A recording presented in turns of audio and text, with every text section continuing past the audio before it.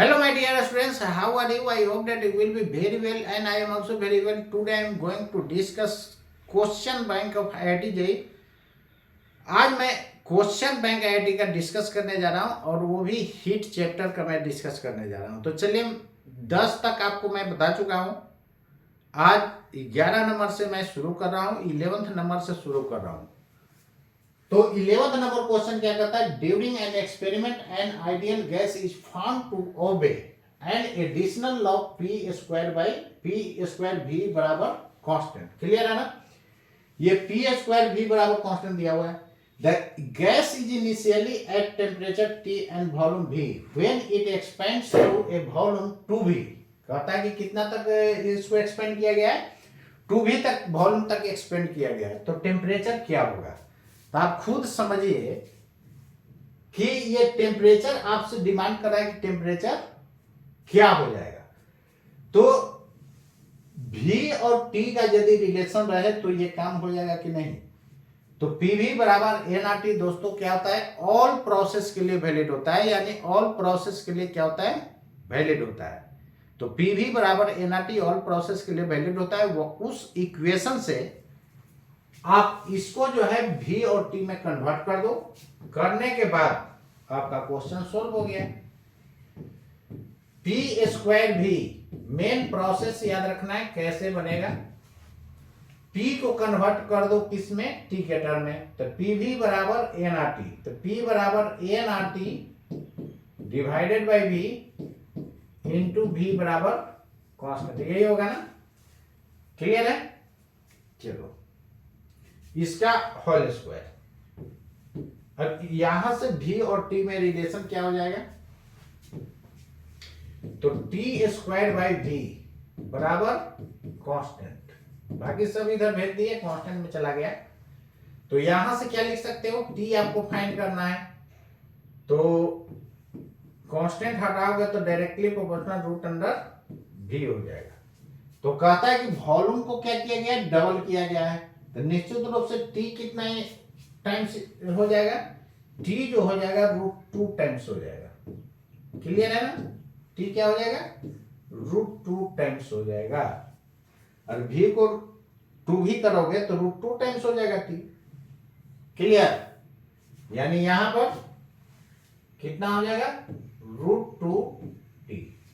Clear? Initial temperature आपको T दिया हुआ था। चलो नेक्स्ट क्वेश्चन देखते हैं क्या होता है। तो नेक्स्ट क्वेश्चन क्या कहता है? यहां पर ध्यान देना दोस्तों। कहता है कि 300 gram of water at 25 degree C is added to 100 gram of ice at 0 degree C. Clear है? The final temperature of the mixture is. तो यहां पर फाइनल टेम्परेचर मिक्सचर का क्या होगा यही आपसे डिमांड कर। तो 300 ग्राम आपका वाटर दिया हुआ है 25 डिग्री सी पर, इसको ऐड किया जा रहा है 100 ग्राम ऑफ आइस। तो देखो सबसे पहले देखो कि ये 0 डिग्री सी तक जाने में कितना एनर्जी रिलीज करेगा। तो हीट लॉस्ट कितना? हीट लॉस्ट H1 कितना हो जाएगा? ms डेल्टा थीटा या डेल्टा टी लिखो। मास कितना है? 300 ग्राम। और स्पेसिफिक हीट वाटर का 1 सीजीएस यूनिट में। और डेल्टा टी कितना हो जाएगा? 25। ये 7500 इतना क्या हो जाएगा? जूल। सब सॉरी सीजीएस में है कैलोरी। क्लियर है ना? इतना कैलोरी। अब देखो 100 gram of ice at 0 degree C. तो now I am calculating heat gained by 100 gram of ice to melt completely। तो 100 डिग्री पर 0 डिग्री सी पर कंप्लीटली मेल्ट करने के लिए हीट गेन कितना हो जाएगा?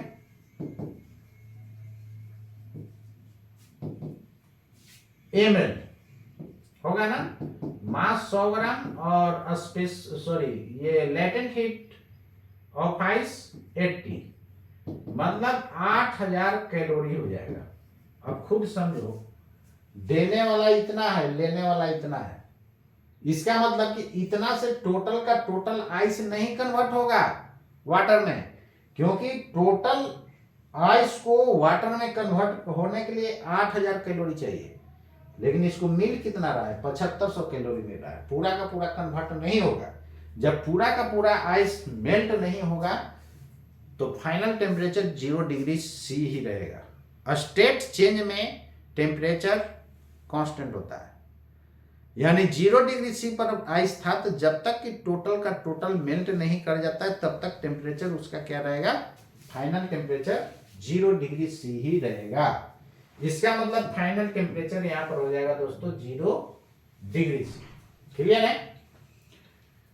तो मिक्सचर का टेम्परेचर 0°C। यदि आपको कंपोजिशन पूछेगा कि कितना आइस कितना वाटर बचेगा, तो आप क्या करना कि इतना हीट लॉस हुआ है, इसके अनुसार क्या होगा, ml के बराबर कर देना, वहां से मास ऑफ आइस मेल्टेड निकल जाएगा, और जो आइस मेल्ट किया वो अब किस में कन्वर्ट हो जाएगा, वाटर में। तो 300 plus melted ice total water का मास हो जाएगा। और आइस का मास निकालने के लिए 100 में से मेल्टेड आइस को घटा देना, तो रिमेनिंग आइस बच जाएगा। क्लियर है ना? तो ये कंपोजिशन हो जाएगा, यदि कंपोजिशन पूछता तब। चलो अब आगे मैं देखने जा रहा हूं क्वेश्चन नंबर 13 में क्या कहता है, कहता है the earth receives at its surface radiation from the sun से रेडिएशन रिसीव कर रहा है एट रेट 14 वाट पर मीटर स्क्वायर। तो वाट पर मीटर स्क्वायर इंटेंसिटी देता है, power per unit area. Clear है ना? तो यहां से पावर निकालोगे तो कितना हो जाएगा, P बराबर इंटेंसिटी इंटू एरिया। तो एरिया कितना, 4 r square. Clear? Where r is the distance of the earth surface from the centre of the sun. Clear? ठीक है। अब आगे देखो, अरे इंटेंसिटी यही ना, ये सन हुआ, सन का रेडियस में स्मॉल r ले लिया, और अर्थ जो है जितना दूरी पर है यही अर्थ है। क्लियर? नहीं तो r डिस्टेंस पर अर्थ है, तो यहां पर कितना हो जाएगा intensity, power per unit area. तो एरिया ये वाला लोगे ना, ये कैपिटल R मान लिया। क्लियर? अब आगे देखो, distance of the centre of the sun from the surface of the earth is 1.5 cross 10^11। मतलब ये किसका वैल्यू दिया हुआ, कैपिटल R का। 1.5 into 10^11 metre, and the radius of the sun, a small r, 7 cross 10^8 metre. ये treating the sun as a black body, पूरा sun को क्या ट्रीट किया जा रहा है, ब्लैक बॉडी। मतलब कि इमिसिविटी का वैल्यू कितना हो गया, 1। क्लियर है? Black body, it follows from the above data that its surface temperature is, surface temperature यानी इसका टेम्परेचर पूछ रहा है क्या होगा। तो देखो, पावर जो है क्या जानते हो, sigma E T to the power 4 I into area, यही जानते हो ना। E को इमिसिविटी बोलता हूं, तो ब्लैक बॉडी के लिए E का वैल्यू कितना हो जाएगा, 1 हो जाएगा। तो sigma A T to the power 4, ये पावर के जगह क्या करोगे दोस्तों, I इंटू 4πr²। आपसे डिमांड क्या कर रहा है, टेम्परेचर, यहां से टेम्परेचर फाइंड कर लो। तो T बराबर हो जाएगा I इंटू 4πr² बाई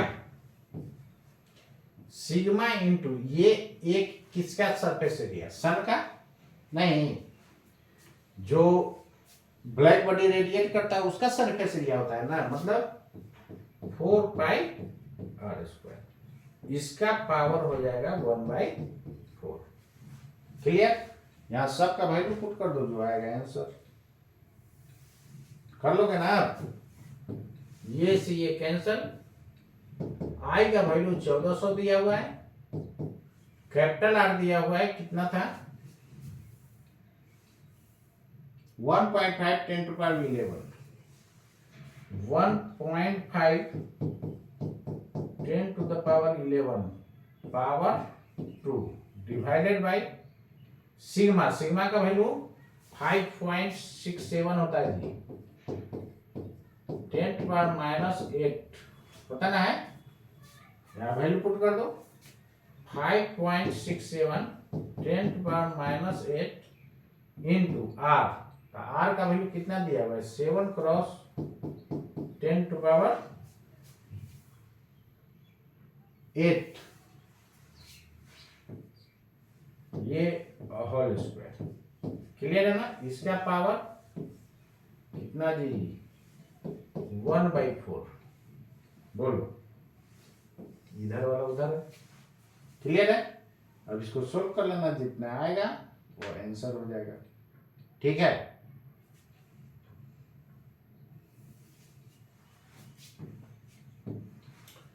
तो इसको कैलकुलेट कर लेना, जितना आएगा आंसर। अब चलो आगे देखो,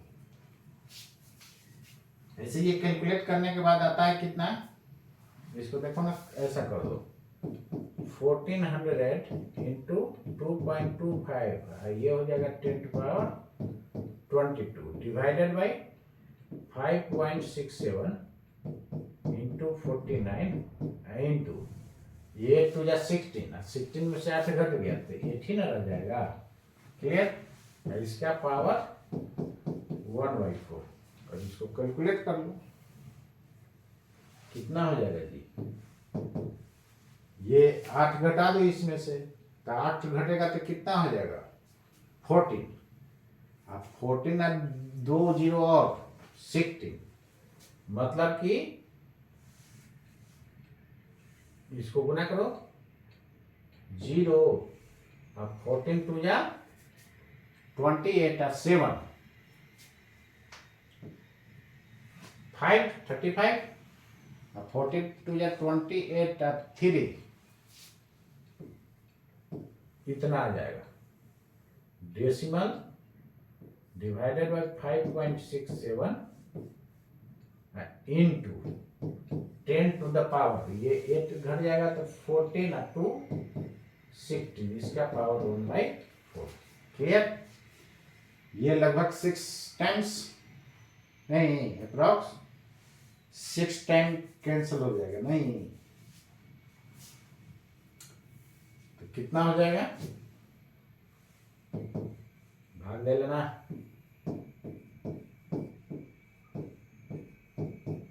ये हो जाएगा 10 to power 4। तो कैलकुलेट करो ना, कितना है 3150 में भाग दे दो। अरे इतना भाग दे सकते हो ना, बोलो ना जल्दी कितना होगा।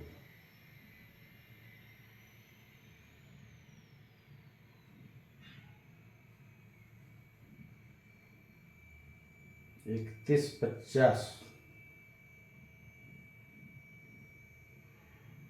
बोलो ना जल्दी, 3150 डिवाइडेड बाई 567, 5.55 आ रहा है। इसका भी तो पावर 1/4 होगा। क्लियर? इसको तो बाहर कर दिए, यानी 5.555, तो 5.555 आ रहा है, 6 कर दो इसको, यानी इतना 1/4 इंटू 10 पावर 4। क्लियर? अब इसका वैल्यू कितना आता है, इसका वैल्यू आ रहा है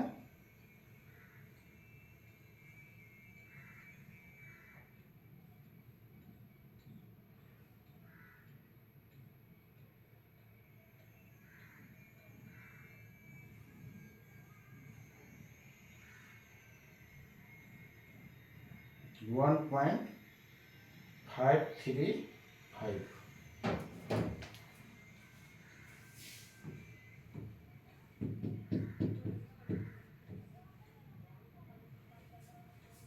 ठीक है, देख लेना एक बार कैलकुलेशन। लो 49 छूट गया, 49 कहाँ जाएगा, 49 रहेगा ना। लो ये हो गया 49 छूट गया था। चलो अब इसको क्या कर सकते हो बताओ। 49 छूट गया था, कितना हो जाएगा अब कैलकुलेट करो तो 3150 बाई 49। ठीक है,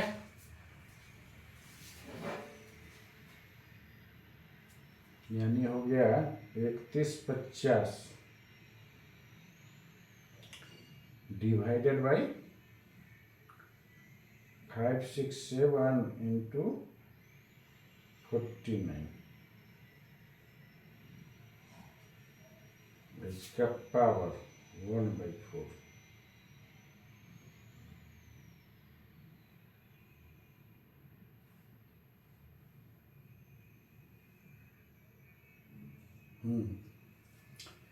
ये आपका आ रहा है कैलकुलेट करने के बाद 0.5803 के करीब इंटू 10⁴। तो इसको कैलकुलेट करोगे तो कितना हो जाएगा 5803 केल्विन। क्लियर है ना, इतना केल्विन आएगा। ठीक है, चलिए ये आंसर है।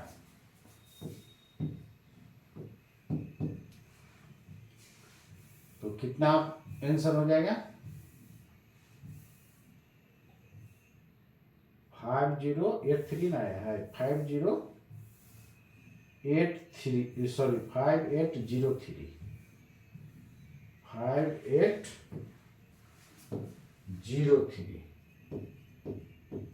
केल्विन। क्लियर, लिखो।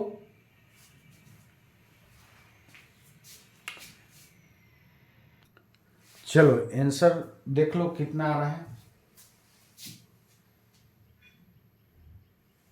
ये आपका आंसर है कितना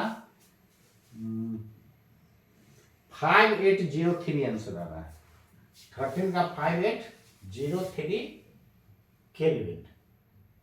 क्लियर है ना। चलो तो उम्मीद करता हूं ये आपको समझ में आ गया होगा। क्वेश्चन नंबर 14 के देखो। 14 नंबर क्या कहता है, कहता है कि a point source of heat of power P is placed at the centre of a spherical shell of mean radius R। Clear है। The material of the shell has thermal conductivity K। कहता है if the temperature और difference between the outer and inner surface of shell is not exceed T, मतलब T से ज्यादा नहीं हो रहा है, the thickness of the shell should not be less than. तो यहां पर देखो ना यही स्फेरिकल सेल है, ये स्फेरिकल सेल है, और इसके अंदर में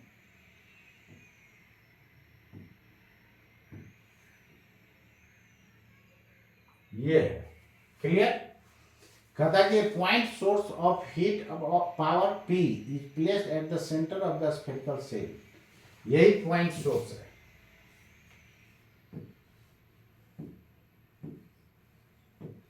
ये पॉइंट सोर्स है। क्लियर। इसका पावर कितना है P, और स्फेरिकल सेल का रेडियस मीन रेडियस कितना है capital R। Clear. The material of the shell has thermal conductivity, मतलब कि इसका मटेरियल का थर्मल कंडक्टिविटी कितना है K है। Inner the temperature difference between outer and inner surface of the shell is not exceed T, मतलब ये दोनों के बीच का टेम्परेचर डिफरेंस कितना दिया हुआ है, डेल्टा T का वैल्यू दिया हुआ है T, इससे ज्यादा नहीं। The thickness of the shell, तो थिकनेस क्या होगा, चलो देखो इधर, आई बराबर क्या जानते हो, डेल्टा थीटा या delta T divided by thermal resistance. तो डेल्टा टी हो गया, थर्मल रेजिस्टेंस होता है एल बाई के, क्लियर है ना। यही एल क्या हो गया, थिकनेस का काम करेगा। यही आपसे एल डिमांड कर रहा है कि एल का वैल्यू क्या होगा। और आई क्या होता है, एनर्जी पर यूनिट टाइम, मतलब ये पावर एक तरह के देगा, क्लियर है। तो आपसे एल डिमांड कर रहा है, कितना हो जाएगा, के ए की जगह 4 pi R square surface area होगा ना, ठीक है। इसके बाद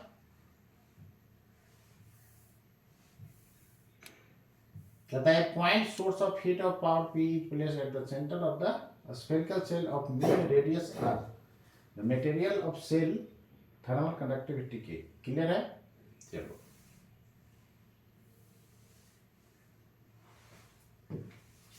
ये भी एक सोर्स ऐसा मानो ना, ऐसा ये भी स्फीयर जैसा है, क्लियर है, स्फेरिकल है। तो यहां पर देखो पावर बराबर क्या हो गया, k into 4 pi R square into T divided by L, clear है। तो एल बराबर k 4 pi R square T by P, इससे ज्यादा लेंथ नहीं होगा, क्लियर है। तो एल का वैल्यू जो है, थिकनेस जो है, इससे ज्यादा नहीं होगा, ये थिकनेस का वैल्यू, क्लियर है। थिकनेस इससे ज्यादा नहीं होगा। यही सेल है, ऐसा करो ना इसको, सॉलिड स्फीयर नहीं है, सेल है जी, सेल है, सेल मतलब इस तरह का। अब सेल हो जाएगा ना। चलो यहां पर एक सोर्स पॉइंट सोर्स दिया हुआ है, तो इसका थर्मल कंडक्टिविटी दिया हुआ है, अंदर वाला का टेम्परेचर और बाहर वाला का टेम्परेचर का डिफरेंस कितना दिया हुआ है, टी दिया हुआ है, समझ गए। इसके बीच यही थिकनेस एल, एल जो है इससे ज्यादा नहीं होगा, थर्मल कंडक्टिविटी पता है। चलिए क्लियर। तो यहां तक उम्मीद करता हूं ये आपको समझ में आ गया हो। चलो अब नेक्स्ट क्वेश्चन पर चलो। चलो नेक्स्ट क्वेश्चन देखता हूं, नेक्स्ट क्वेश्चन क्या है। ये आपका क्या हो गया, इससे ज्यादा थिकनेस एक्सीड नहीं करेगा, ये थिकनेस हो गया। नेक्स्ट क्वेश्चन देखो क्या है, क्वेश्चन नंबर 15 कहता है कि solid copper sphere of density rho and a specific heat C of radius R at an initial temperature 200 Kelvin is suspended inside a chamber whose walls are at almost 0 Kelvin. The time required for the temperature of the sphere to drop 100 Kelvin each. तो देखो ना यहाँ पर क्या है, ये आपका density दिया हुआ है, स्पेसिफिक हीट कैपेसिटी दिया हुआ है, क्लियर है ना। तो क्या होता है, P बराबर sigma A into T to the power 4, यही होता है। और यहां पर P के जगह क्या लिख सकते हो, dq by dt, energy per unit, energy emitted per unit time, कितना हो जाएगा सिग्मा। और एरिया कितना है, सरफेस एरिया, रेडियस आर दे दिया है, रेडियस क्या दे दिया है, आर दे दिया है। तो इसको 4 पाई आर स्क्वायर इंटू क्या लिख सकते हो, टी टू द पावर 4, नहीं, dq by dt के जगह क्या दे सकते हो, मास पता है तो ms delta, specific heat C दिया हुआ है, डेल्टा थीटा मतलब dt डिवाइडेड बाय dt, इधर sigma 4 pi R square T to the power 4। ये निगेटिव होगा, क्यों होगा, क्योंकि जैसे जैसे टाइम बढ़ रहा है एनर्जी उसका क्या होते जा रहा है, डिक्रीज करते जा रहा है। तो फाइनल वाला एनर्जी कम होगा, इनिशियल वाला ज्यादा होगा। तो फाइनल में से इनिशियल घटाओगे तो क्या होगा, निगेटिव। ऐसे भी देखो, जैसे जैसे यहाँ पर बॉडी को शुरू में 200 डिग्री सी पर रखे हो, सॉरी 200 डिग्री नहीं है, 200 केल्विन है। 200 केल्विन पर रखे हो तो ये क्या करेगा, एनर्जी को रिलीज करेगा, तो धीरे धीरे उसका टेम्परेचर घटेगा, तो फाइनल वाला टेम्परेचर कम होगा दोस्तों, इनिशियल वाला ज्यादा। तो घटाओगे तो क्या होगा, final minus initial negative. Minus sign बता रहा है कि टाइम जैसे जैसे बढ़ेगा टेम्परेचर उस बॉडी का घटते जाएगा। अब वेरिएबल को सेपरेट करके इंटीग्रेट कर दो, वहां से टाइम निकल जाएगा। कितना हो जाएगा, सर को उधर भेज ना दो। तो dt बराबर इधर सब के लिए वो, तो mc divided by sigma 4 pi R square, 4 pi R square into T, इधर लाओगे तो टी के पावर -4 हो जाएगा और dt। क्लियर। अब इसको भी इंटीग्रेट करोगे और माइनस साइन ये है। क्लियर। जब t का वैल्यू 0 तो शुरू में इसका टेम्परेचर कितना था, 200 केल्विन। जब t का वैल्यू t तो टेम्परेचर कितना, 100 केल्विन। अब यहां से फाइंड कर लो। क्लियर है ना। क्वेश्चन में m और c दिया हुआ है तो ये नोन मानना है, r भी आपको दिया हुआ है तो उसको भी नोन मानना है। मास न देकर के डेंसिटी दिया है, क्या प्रॉब्लम है, कोई प्रॉब्लम नहीं है। तो मास की जगह क्या पुट करोगे, देखो मास की जगह डेंसिटी दिया है तो m बराबर 4/3 पाई आर क्यू इंटू रो लिखो। तो यहां से ये तो t हो जाएगा, यहां पर -4/3 पाई आर क्यू रो और 3 नीचे चलाएगा, तो 3 into sigma 4 pi R square. Clear. और ये हो जाएगा 200 to 100, इसका इंटीग्रेशन करना दो। तो पावर में एक जुटेगा उसी से डिवाइड, तो t के पावर -3 जोड़ने के बाद जो आएगा उसी से डिवाइड। एक जोड़ेंगे ऊपर और जो जोड़ के आएगा उसी से डिवाइड। 200 से लेकर के 100 लिख सकते हो ना, बोलो। अब इसको फर्दर सोल्व करोगे तो क्या हो जाएगा, जो जो कैंसिल होता है कैंसिल कर दो, 4 पाई आर स्क्वायर कैंसिल। ठीक है। तो ये आपका आ जाएगा, ये माइनस माइनस प्लस दे देगा जी, 3 को बाहर कर दो तो कितना हो जाएगा, 4 पाई तो कैंसिल ही हो गया, rho C or rho C divided by 339, sigma के जगह 5.67 10 पावर -8। सही किए। क्लियर है यहां तक। और इसको जो क्या करो, नीचे आएगा तो 1/t के पावर 3 हो जाएगा, नहीं तो 1/100 के पावर 3 -200 के पावर 3। बोलो लिख सकते हो। अब इसको फर्दर सोल्व कर दो, कितना हो जाएगा,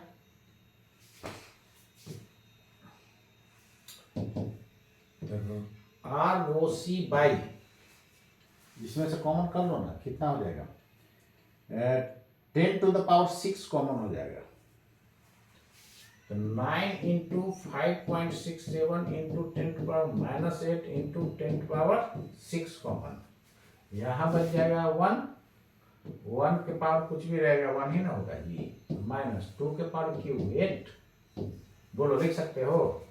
अरे 10 के पावर 2 0 है, सॉरी 10 के पावर 2 को पावर 3 करोगे तो 10 to power 6 बाहर हो जाएगा।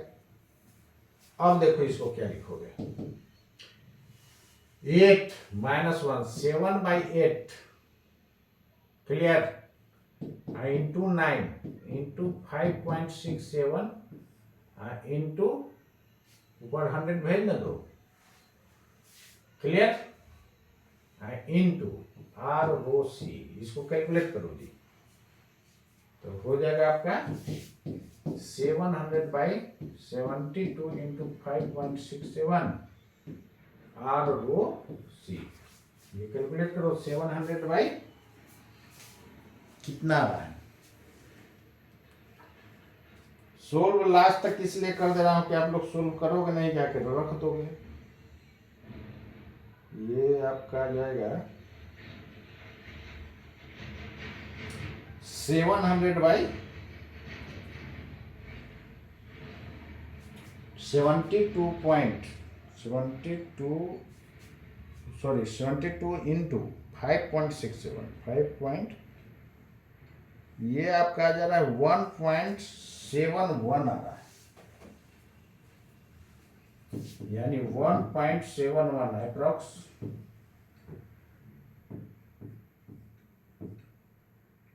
ROC। क्लियर है ना? 1.71 ROC। तो उम्मीद करता हूं यहां तक आपको समझ में आ गया होगा। देखो ना इसका आंसर कितना दिया हुआ, 1.71। देखना चाहते हो क्या? यानी कितना हो जाएगा इसका? 1.71 ROC ये आ जाएगा। क्लियर? चेक कर लेना आंसर कितना आएगा, कैलकुलेटर से नहीं निकाले हैं जी, तो इसलिए एग्जैक्ट निकला है। तो आप इसको रेडी कर लेना। देखो प्रोसेस आप समझ रहे हो, तो कैलकुलेशन आप ही को करना पड़ेगा। ठीक है? कैलकुलेशन करते करते प्रैक्टिस करो, अपने से करो कैलकुलेशन। ये नहीं कि जाना देखो कैलकुलेशन कैसे करोगे। हम तो आंसर मिलाने के लिए ना कैलकुलेटर से करते हैं, वहां पर तुमको ऑप्शन दिया हुआ रहेगा, तो जो नियरेस्ट वैल्यू आएगा उसको कर देना। कैसे कैलकुलेट करोगे? देखो इसको लगभग 6 ले लेना। अरे 5.67 है तो लगभग 6 लेंगे ना जी। तो 6 2 जा, देखो अप्रोक्स में हम कैसे निकाल देते हैं। यदि कैलकुलेट करना रहता बिना कैलकुलेटर के, तो देखो कैसे करोगे। ये 700 रहता है और ये कितना हो जाता है, इससे भाग दे देता है। इसको 6 लगभग ले लो, 6 2 जा 12 और 7 6 जा 42, 42 और 1 43। इतना से इसमें भाग देना है, तो निश्चित रूप से 1 आएगा। 4 3 2 घटाओ 8 9 6, ये हो जाएगा 6 2 यानी 268। अब एक और 0 दे दो। तो अब देखो इधर से 2 डिजिट बंद करना, तो यहां भी 2 डिजिट बंद करना। कितना हो जाएगा? 4 6 जा 24, 4 से 24 होता है ना, 4 6 जा 24। ये 6 के करीब, तो कितना होता है? 6 2 जा 12, 6 3 जा 18, 18 1 19, 6 4 जा 24, 24 और 1 25। कितना घटाओगे जी? 8 18 9, ऐसा हो जाएगा। क्लियर? तो देखो लगभग 1.6 के करीब आया है। बात समझा कि नहीं? और ध्यान देना इधर, यहां पर तुम 5.67 को लगभग 6 ले लिया, बढ़ा के लिए हो। तो जब डिनोमिनेटर बढ़ा के लिए हो तो ये पूरा थोड़ा सा घट जाएगा, मतलब कि 1.6 से थोड़ा ज्यादा आएगा। क्लियर? अब उसके नियरेस्ट ऑप्शन को टिक कर देना। समझ गया नहीं? एग्जाम में कैसे कैलकुलेशन करोगे? वहां पर आपको कैलकुलेटर अलाउ है नहीं, यहां तो आपको आंसर मिलाने के लिए ना मैं एग्जैक्ट निकाल रहा हूं कैलकुलेटर से। ऐसे वहां पर 4 ऑप्शन आपको दिया हुआ रहेगा, तो क्या करोगे? अरे अब जो भी 4 ऑप्शन दिया हुआ रहेगा ना, तो सीधे क्या करना है कि रफली इसको 6 ले लेना, इस तरह भाग देना। यानी 1.6 से ज्यादा होगा, तो 1.6 से ज्यादा एक ही ऑप्शन मिलेगा उसमें, 1.71 मार देंगे। क्लियर? तो कैसे कैलकुलेट करोगे ये आपको बता दिया। तो उम्मीद करता हूं यहां तक आपको समझ में आ गया होगा। बाकी जो है अब अगले क्लास में पढ़ाऊंगा, इतना आप रेडी कर जाओ। तो आज के लिए इतना ही दोस्तों, मिलता हूं नेक्स्ट क्लास। तब तक के लिए जय हिंद, जय भारत, नमस्कार।